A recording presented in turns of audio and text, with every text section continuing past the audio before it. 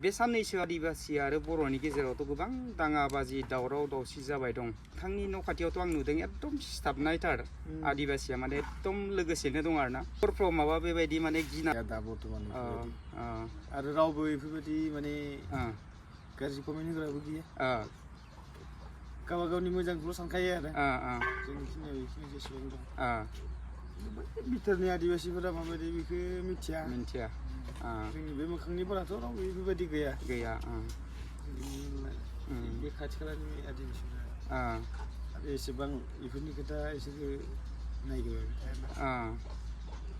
दा जेनेबा जोंथ' माने ससियेल मिडियानि थ्रुयै माने दाबो दावराव दावसिखौ जोबनाय नुवाखै। सायाव मोजांबाबो सिं सिं बिराद गाज्रि। बेनि थाखायनो माने आङो नोंसोरो खाथिथाराव दं हिसाबै ना, बिसोरजों एखे सिमायाव दं हिसाबै सेफ साइड जानानै था होननानै नोंसोरखौ माने आं एसे माने खबर लानायजों लोगोसे नोंथांमोनखौ बे खोथाखौ फोरमायनो होननानै दिनै माने आङो नेक्स्ट आरोबाव बेयाव भिडिअ खालामनो फैफिननाय। होमबा बेखिनियानो ना फंबाय? दे गोजोननाय थाबाय।